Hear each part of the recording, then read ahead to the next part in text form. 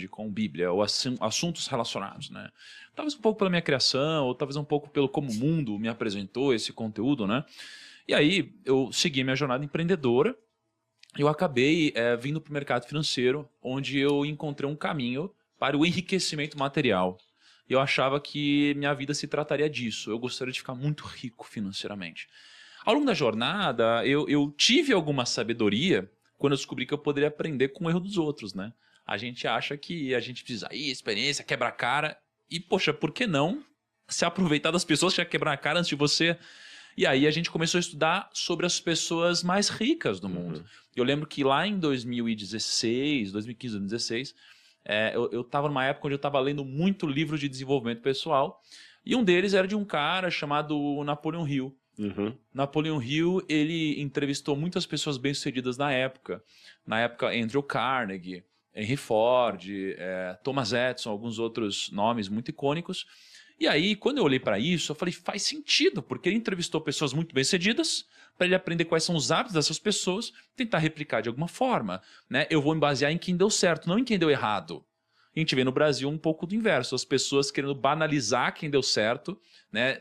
Inferiorizar quem deu certo, para terceirizar muitas vezes a sua falta de resultado, muitas vezes. E eu falei, eu quero fazer algo como esse cara fez. Então eu vou estudar sobre as pessoas mais ricas do mundo. E a gente criou um projeto chamado Código da Riqueza. No Código da Riqueza... 2016. Foi em 2016, né? A gente viajou o mundo, a gente conversou com vencedores de prêmio Nobel, vários bilionários. E eu perguntava para essas pessoas o seguinte, por que você conseguiu atingir o sucesso? E aí eu comecei a refletir sobre ser um Napoleon Hill moderno, ou seja, fazer o que ele fez com mais tecnologia e escala. Comecei a conversar com muita gente bem-sucedida. E aí eu comecei a ficar conhecido por pessoas que me seguiam na época, eu tinha criado o Primo Rico ali na época, como uma pessoa que investigava a riqueza, uma pessoa que conversava com pessoas bem-sucedidas. E no meio dessa jornada, né, e aí começam os acasos da vida, eu fui convidado para ir a um casamento. Né, um casamento da irmã de um amigo em Portugal.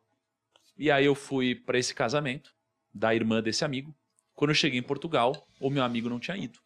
Porque o meu amigo ele tinha quebrado a perna, o braço, não sei o que era. Eu falei, caramba, e agora? Tô aqui no casamento, uma pessoa que eu gosto, mas eu não conheço a família. E era um casamento íntimo, devia ter 15 pessoas, 20 pessoas, alguma coisa assim. Porque não é todo mundo tem a grana também do nada, assim, pra ir pra Portugal casar, né? Então, aí eu falei, cara, e agora, né? O que vai acontecer aqui? Aí, de repente, né, me mandou uma mensagem. Postando stories, importante você falar que você estava postando stories, estava em Portugal. Isso, eu tava lá. Você lembra do nome da cidade? Devia ser Algarve. Algarve, né? Algarve, em Portugal. Aquela região Algarve. É o litoral, né? Exatamente, que a praia é gelada. Muito gelada. É isso aí. Então tava em Algarve. E aí tinha um cara na época que eu não conhecia. E ele, inclusive, ele já tinha algum relativo sucesso, mas muito diferente do que era hoje. Né? E ele mandou uma mensagem, falando assim, olha, Thiago, eu vi que você tá em Portugal. Pô, e eu tô aqui também. Eu vi que você tá em Algarve, eu também. Vamos nos encontrar? Eu falei, vamos. Aí ele falou, em qual hotel você tá? Eu falei qual eu tava, ele veio até mim. Esse cara era o Thiago Brunet, que inclusive você vai visitar hoje, né? Sim, bate-papo com ele daqui a pouquinho. Exato. Aí o Thiago Brunet, a gente começou a conversar, eu falei muitas coisas sobre negócios para ele, e aí ele falou muitas coisas para mim que eu nunca tinha ouvido antes. Né? Ele falou assim, Thiago, você é um cara que estuda tanto sobre riqueza, né? Pô, mas você já ouviu falar no Rei Salomão? Eu falei, Rei Salomão? Não, nunca ouvi. Ele falou, nossa, mas esse cara é o cara mais rico e sábio da história. Ele deixou registrado todos os aprendizados dele. Como que você nunca leu o Rei Salomão? Eu falei, ele tem um livro escrito. Sim, ele registrou tudo. Ele registrou todos os princípios, os provérbios e etc. Eu falei, cara, qual é o nome desse livro? Ele falou, Provérbios. Eu falei, eu vou comprar esse livro amanhã. Onde que eu encontro esse livro que eu nunca vi? Eu lia vários livros, né, de desenvolvimento.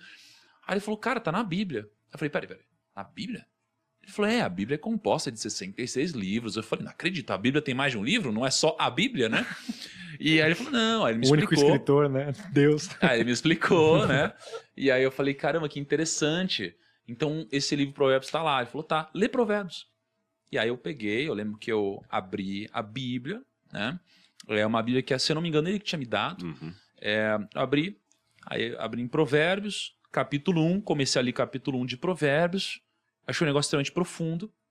Falei, cara, esse negócio é muito profundo. Eu nunca vi nada igual. O primeiro capítulo de Provérbios era equivalente a tudo que eu já li de desenvolvimento pessoal, em termos de princípios, né? Parece que tudo se encontrava lá. Eu falei, cara, tudo que eu leio deve ter vindo daqui. Aqui é a fonte de tudo, né? E aí eu comecei a ler, eu não saía do capítulo 1, eu falei, quer saber, eu vou fazer um desafio, que eu fazia aquelas lives seguidas, né? E como o Provérbios tem 31 dias, eu falei, eu vou fazer um desafio de 31 dias seguidos. Então eu vou ter um dever de casa de ler, estudar, refletir e trazer aqui para os meus seguidores a minha reflexão sobre isso aplicado ao mundo de negócios e dinheiro e Deve etc. ter sido o mês de março de... Março? Né, mas deve ser por aí. Porque aí você viajou, acho que foi final de 19, aí teve 20, aí teve aquela leve parada, né? Que o mundo entrou em pandemia, deve ter sido lá pra março, maio. Então, aí eu comecei a ler. Aí eu peguei, comecei a ler Provérbios. Eu lia. Dia 1 eu lia Provérbios 1, dia 2 eu lia Provérbios 2, e assim por diante. Terminava um mês, começava o outro, eu começava de novo. Eu fiquei 2 anos lendo Provérbios, quase todos os dias. E aí eu passei 2 anos lendo Provérbios, e aí coisas na minha vida começaram a acontecer, minha cabeça começou a refletir diferente, e aí foi quando eu acabei conhecendo Deus no meio da jornada.